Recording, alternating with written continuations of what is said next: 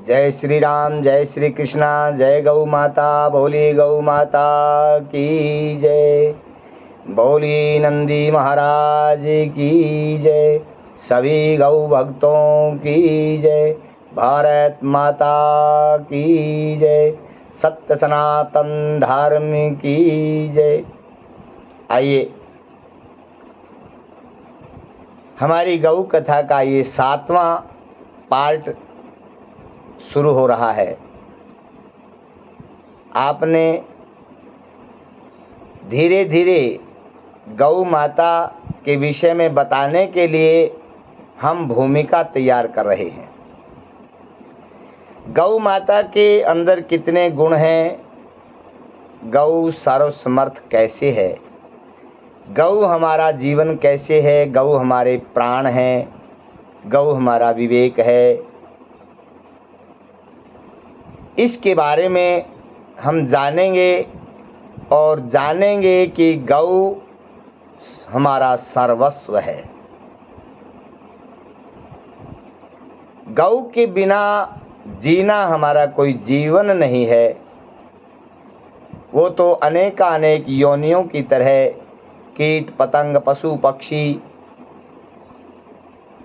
कीड़े मकोड़े जो भी है उन्हीं योनियों की तरह है। लेकिन आप जानते हैं 83,99,999 योनि पूरी करने के बाद ये मनुष्य जन्म हमें मिला है। अनेक जन्मों के पुण्य जब एकत्रित होते हैं और प्रभु की असीम कृपा होती है और बार बार हम प्रभु से याचना करते हैं कि एक मौका तो हमें सुधरने का मिले, तब परमात्मा ये मनुष्य का शरीर हमें देता है। और उस शरीर पाकर के भी हम पशुओं की तरह व्यतीत करते हैं। तो फिर हमारा मनुष्य शरीर धारण करने का औचित्य क्या है? मनुष्य शरीर तो मिला, लेकिन मानवता कहाँ गई? मानवता मर चुकी है, उसको जागृत कैसे किया जाए, वो कैसे मिले, इसकी चर्चा हम कर रहे थे। तो सबसे पहले तो सभी गौ भक्तों से करबद्ध प्रार्थना है कि हमारी गौ कथा की वीडियो समस्त गौ भक्तों तक अवश्य पहुँचे, क्योंकि इसमें हम सब का भला है। गौ माता के गुणों को जब आप सुनेंगे आश्चर्यचकित रह जाएंगे कि गौ माता में ये गुण है, इसलिए गौ माता हमारा जीवन है, इसलिए गौ माता हमारे प्राण हैं। तो आज ही सभी गौ भक्तों के पास इस वीडियो को भेजें, शेयर करें और संपूर्ण गौ कथा सुनने के लिए, संपूर्ण श्रीमद् भागवत कथा सुनने के लिए, श्रीमद् देवी भागवत सुनने के लिए, संपूर्ण श्री राम कथा सुनने के लिए, संपूर्ण श्री शिव महापुराण कथा सुनने के लिए हमारे इस चैनल को सब्सक्राइब कर लें और सभी संत महंत भक्तों के पास ये वीडियो अवश्य भेजें, ताकि सभी इसका लाभ उठा सकें। और हमारा जो प्रयास है गौ माता को हर घर में पहुंचाने का, हर हृदय में पहुंचाने का, राष्ट्र माता बनाने का, ये सपना साकार हो जाए। एक ही उद्देश्य है, हम बेटे तो कहलाते हैं, लेकिन बेटे होकर के गौ माता की ये दुर्दशा जो देख रहे हैं, ये भी एक पाप है। हम इस पाप से वंचित होना चाहते हैं। अगर हम सनातनी कहलाते हैं, वैदिक सनातन धर्म को मानने वाले हैं, तो सबसे पहला कर्म और सबसे पहला धर्म है हमारा गौ माता को बचाना, गौ माता की रक्षा और सुरक्षा करना, गौ माता को राष्ट्र माता बनाना, तभी हमारा जीवन सार्थक हो सकता है। आइए, हमारी मानवता जागृत कैसे हो। जब से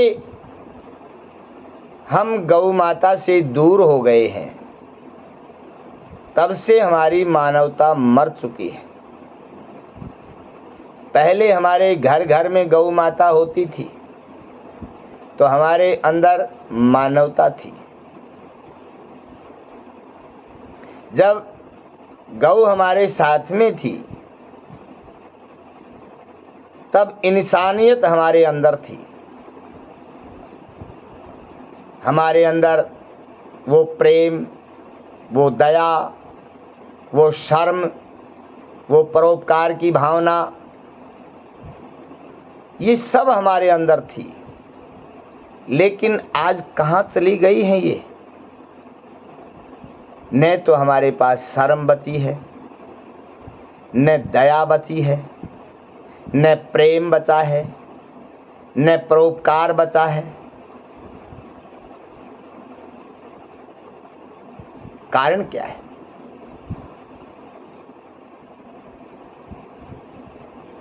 पहले हमारे बुजुर्ग होते थे, आप सभी जानते हैं, उनके हृदय में कितनी शर्म होती थी, आंखों में शर्म होती थी, मन में दया होती थी, परोपकार की भावना से जीते थे। उनके हृदय में कितना प्रेम था, सबको हृदय से लगाते थे।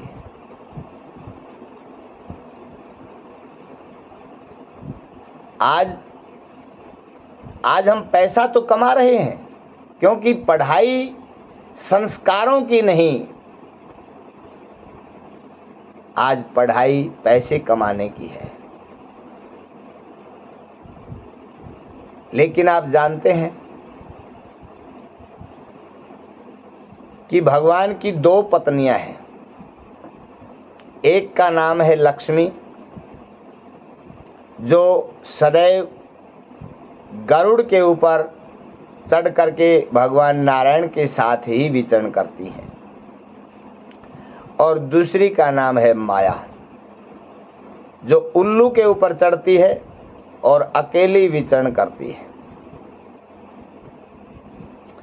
तो आजकल जो शर्महीन हो करके, दयाहीन हो करके, प्रेमहीन हो करके, स्वार्थी बन करके जो पैसा कमा रहे हैं, जो जिन्हें न तो परिवार चाहिए, न माता पिता भी नहीं चाहिए, ज़्यादा तो क्या बताऊं, माता पिता को भी वृद्धाश्रम में भेजने लगे और पैसा चाहिए।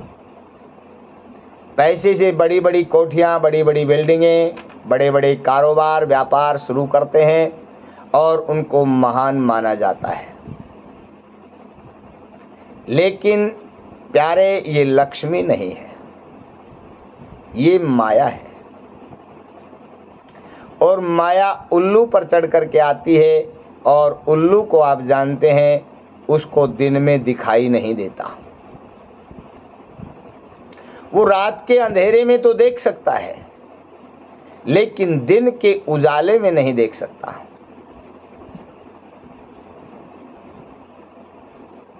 इसी प्रकार माया अपने चक्कर में जब किसी मानव को फंसाती है तो उसकी मनुष्यता को मार देती है, मानवता को खत्म कर देती है और उस जीव को शर्महीन बना देती है, प्रेम से हीन बना देती है, स्वार्थी बना देती है, दयाहीन बना देती है। उसके लिए कोई अपना पराया नहीं, बस माया ही माया उसकी आंखों के सामने चमकती है। इसको पहचाना कैसे जाए?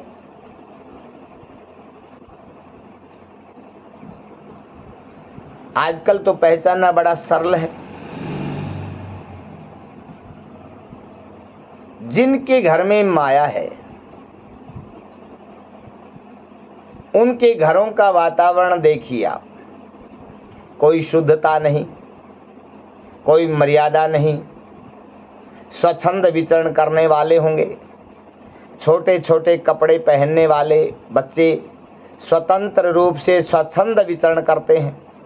न कोई शर्म है, न कोई दया है, न कोई विवेक है, न कोई मर्यादा है।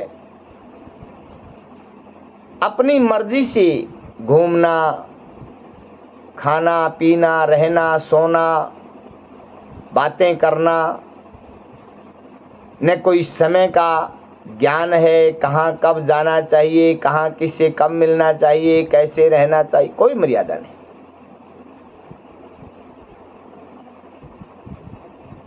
रसोई घर में जो अन्नपूर्णा का मंदिर होता है,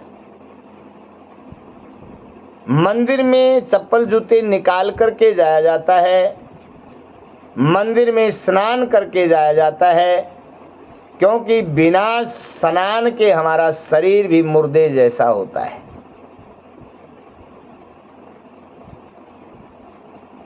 क्योंकि जब हम मुर्दे से चेतना निकलती है, हम उसको स्पर्श करते हैं तो अशुद्ध मानते हैं और स्नान करके शुद्ध होते हैं।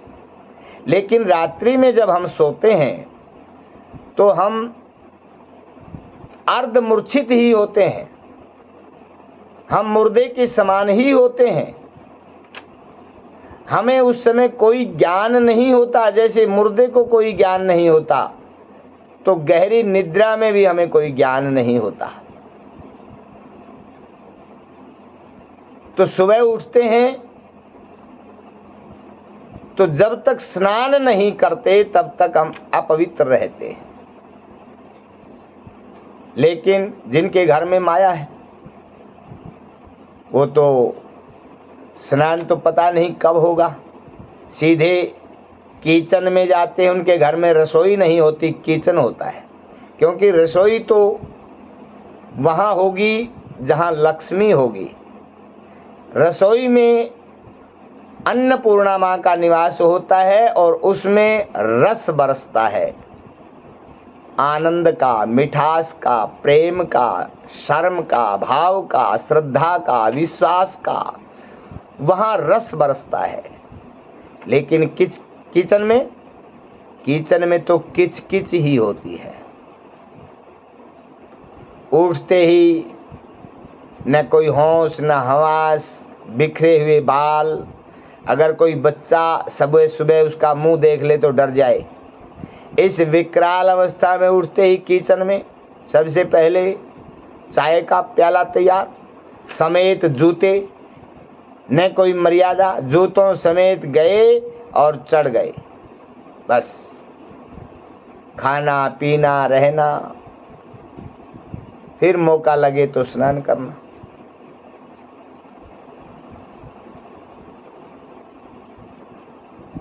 मैं इसके बारे में ज़्यादा नहीं कहूँगा, आप इतने से ही समझ जाएं, ये माया का प्रभाव है। वहाँ लक्ष्मी नहीं है। जहाँ लक्ष्मी होती है, जहाँ गौ माता की कृपा होती है, उस घर में मर्यादा होती है। सुबह उठ करके पृथ्वी माता को प्रणाम करना, सबसे पहले अपने हथेलियों को रगड़ करके, क्राग्रे वस्ते लक्ष्मी करमध्ये सरस्वती करमूलेच गोविंदो प्रभाते कर दर्शनम। हम बोलते हैं, सभी सनातनी बोलते हैं कि हमारे हाथों के अग्रभाग में लक्ष्मी का निवास होता है। इसको ऐसे समझें कि जब हम नोट गिनते हैं तो अग्रभाग से ही गिनते हैं। करमध्ये सरस्वती, मध्य भाग में माँ सरस्वती का निवास होता है, मूल भाग में गोविंद भगवान का निवास होता है। सबसे पहले हम उसको प्रणाम करते हैं, दर्शन करते हैं। फिर पृथ्वी माँ को, जो गौ रूप पृथ्वी माँ है, जो सारे संसार को आधार देने वाली है, हम उसको प्रणाम करते हैं। समुद्र वसने देवी पर्वत स्तन्न मंडले विष्णु पत्नी नमस्तुभ्यम पाद स्पर्श क्षमस्व में, इतना कह करके 3 बार हम प्रणाम करते हैं। फिर नासिका के स्वर से हम देखते हैं कि हमारा कौन सा स्वर चल रहा है, दाहिना स्वर है या बायां स्वर है। फिर जौन सा जो स्वर चल रहा होता है उसी अनुसार हम अपना चरण पृथ्वी पर रखते हैं। फिर हमारे जितने भी बड़े बुजुर्ग हैं उनको प्रणाम करते हैं, परमात्मा को प्रणाम करते हैं। मानसिक प्रणाम करके हम शौच आदि से निवृत्त होकर के स्नान करते हैं, और स्नान करके शुद्ध होके फिर परमात्मा को प्रणाम करते हैं, और फिर परमात्मा को प्रणाम करके हम रसोई घर में प्रवेश करते हैं, माँ अन्नपूर्णा को प्रणाम करके। और जो फिर रसोई घर में जो बनता है उसमें माँ अन्नपूर्णा का प्रेम रूपी रस प्रकट होता है। और फिर जो प्रसाद बनता है रसोई में, सबसे पहले हम ठाकुर जी को भोग लगाते हैं, अपने इष्ट देव को भोग लगाते हैं। फिर वो भोग लगाने के बाद महाप्रसाद बन जाता है। अगर उसी समय कोई संत ब्राह्मण भी द्वार पर आ जाए और उस प्रसाद को सबसे पहले उसे दे दिया जाए तो वो फिर दिव्य प्रसाद बन जाता है। फिर हम उस प्रसाद को ग्रहण करते हैं। ये है मानवता, ये है सनातनियों का धर्म। ऐसे घरों में जहां मर्यादाएं होती हैं वहां लक्ष्मी का निवास होता है। लेकिन आजकल तो सभी माया ने पागल बना दिए। अब सबसे पहले शर्म की बात कर लेते हैं। पहले माताएं इतना लंबा घूंघट रखती थी, आंखों में शर्म होती थी, बड़े छोटे का सबका मान सम्मान होता था।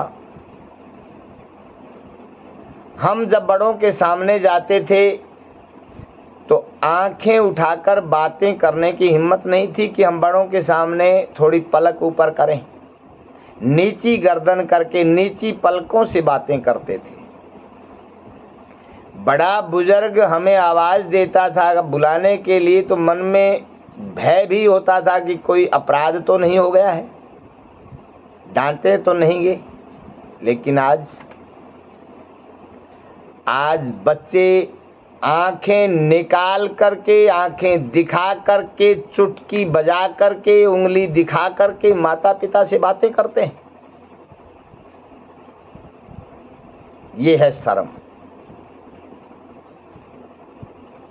और मेरे प्यारे, आप जानते हो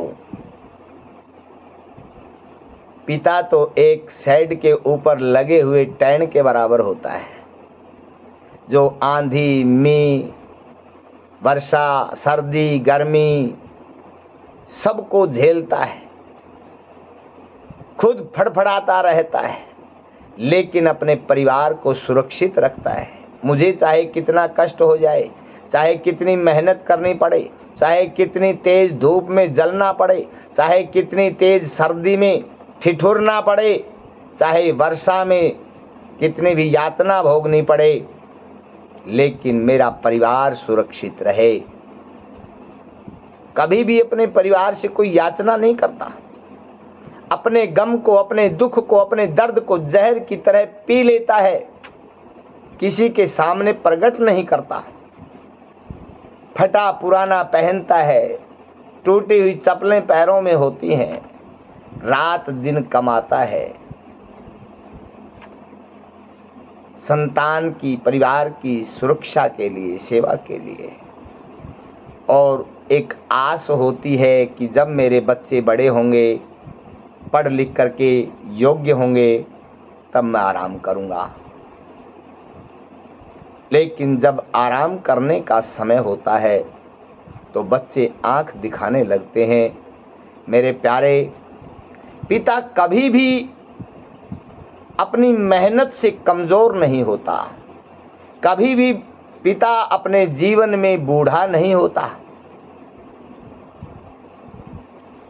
एक पिता के अंदर इतनी ताकत होती है कि वो सदैव जवान रहता है, लेकिन जब उसी का पुत्र आकर के आंखें दिखा करके सामने बोलने लगता है, जवाब देने लगता है, तो पिता अंदर से टूट जाता है और बूढ़ा हो जाता है। पिता अपनी मेहनत से कभी बूढ़ा नहीं होता, अपनी औलाद के व्यवहार से वो बूढ़ा हो जाता है। माँ की ममता तो क्या बताई जाए। माँ 9 महीने गर्भ में रखती है, बच्चे की पालना करती है, मेरा बच्चा कैसे सुरक्षित रहे। अगर कोई तकलीफ हो जाती है, दिन का खाना रात का सोना माँ भूल जाती है। बच्चे को पूरी रात खड़े खड़े लोरियां सुनाती है, गोद में लेकर के घुमाती है, अनेक देवी देवताओं को मनाती है, पता नहीं कितने पीर फकीरों के पास जाती है, कितने मंदिरों के चौखटों पर जाकर के नाक रगड़ती है, मेरा बेटा स्वस्थ हो, मेरा बेटा सुरक्षित हो। जब बेटा रोता है दौड़ करके जाती है, उठाती है, हृदय से लगाती है। माँ के अंदर वो ममता होती है, अपने खून से दूध बना करके अपने बेटे का भरण पोषण करती है। माँ के बारे में कितना कहा जाए, माँ की वो ममता तो पृथ्वी के नीचे और आसमान के ऊपर तक होती है। माँ कभी भी पुत्र को दुखी देखना नहीं चाहती। सदैव अपने संतान को माता पिता खुशहाल देखना चाहते हैं, हंसते मुस्कुराते देखना चाहते हैं, बड़े से बड़ा ऑफिसर बनाना चाहते हैं और पूरा जीवन अपनी औलाद की तरफ देख देख करके घिसा देते हैं। लेकिन जब संतान बराबर की हो जाती है, पढ़े लिखे हो जाते हैं, तो फिर माता पिता को माता पिता कहते हुए भी संकोच करते हैं। आजकल तो ऐसी एक दृष्टि, हम उसको दृष्टि कहें या कुदृष्टि कहें, पढ़े लिखे बच्चों की हो गई है। गरीब घर का बेटा, गरीब पिता का बेटा, गरीब माँ का बेटा एक ऑफिसर बन जाता है, ऑफिस में वो अपना कार्य करता है और जब कभी माता पिता मिलने के लिए चले जाते हैं तो डांटता है, तुम मेरे पास क्यों आ गई, मेरी बेइज्जती करवा दी तुमने। कैसे बताऊं मैं अपने साथियों को ये मेरा पिता है, ये मेरी माँ है। मेरी पोजीशन की तरफ देखो, जाओ चले जाओ, कोई ज़रूरत नहीं आने की, हम धन पैसा आपके लिए वहीं भेज देंगे, मिलने मत आ करो। हमारी सोसाइटी में फर्क पड़ता है।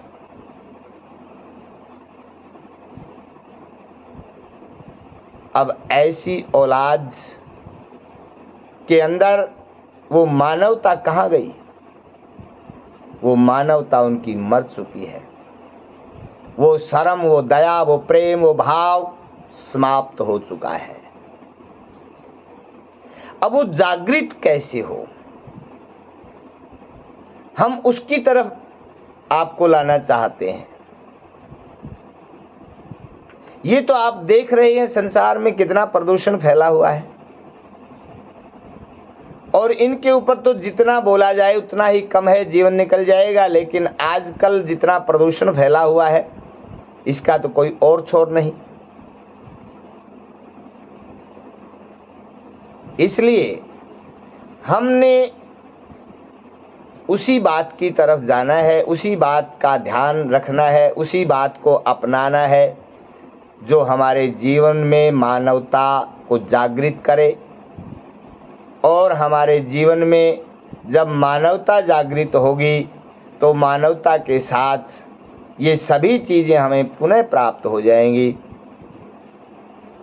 आँखों में शर्म होगी, दिल में दया होगी, मन में प्रेम होगा और परोपकार की भावना हमारे अंदर होगी।